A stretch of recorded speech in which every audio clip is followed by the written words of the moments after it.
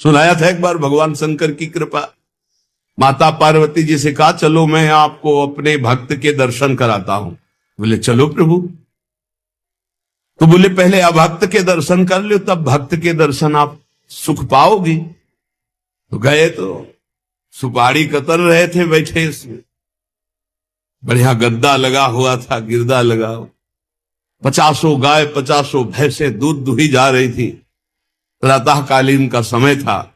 संत वेश में गए और कहा भगत जी 100 ग्राम दूध दे दो, शालिग्राम भगवान को स्नान कराना है। चल दिया सुबह से, और क्या क्या बोलना सो। महादेव जी ने कहा हे भगवान, जितनी संपत्ति और वैभव इससे दुगना इसकी कर दो। माता जी ने कहा अवघड़ इसीलिए कहा जाता है इनको, बड़े अवघड़ नाथ है। 100 ग्राम दूध ले दिया, गाली दिया, ऊपर से कह रहे संपत्ति कह दो दुगनी। बोली नहीं पर अंदर अंदर बहुत विचित्र औढ़र दानी है इनका। आशुतोष बोले चलो भगत के दर्शन। बोले अभक्त तो ऐसा था कि अगर आप साथ ना होते तो इसको भस्म ही कर देती हम, क्योंकि अंबा तो शक्ति है। आपका अपमान। अभक्त ऐसे ही होते हैं, मैं नाराज नहीं होना।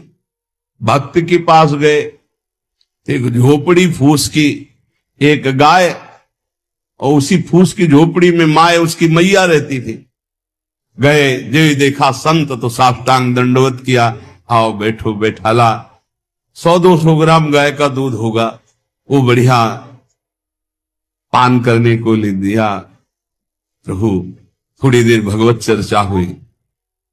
भगवान श्री ने कहा अच्छा भाई चलते हैं, हम तो विचरण करते रहते हैं।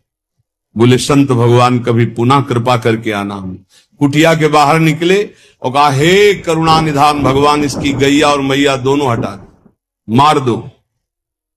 अंबा जी ने कहा आप बर्दाश्त नहीं होगा। 100 ग्राम दूध नहीं दिया तो उसको दुगना संपत्ति दे दी, और एक गाय पूरा दूध आपको पिला दिया, और मैया बातचीत करने के लिए थी उसको भी आपने मार दिया। कहा कि वो ये क्या है? बोले अभी तुम नहीं समझ। जब इतनी संपत्ति में साधु अपमान करके ऐसी गालियां देता, जब डबल संपत्ति होगी तो ऐसा अपराध करेगा घोर नरक जाएगा, समझो। और इसका कुछ मन मैया में जाता है, कुछ गैया में जाता है। दोनों भगवान के पास गए, वे अखंड हमारा चिंतन करेगा, ये हमें लीन हो जाएगा।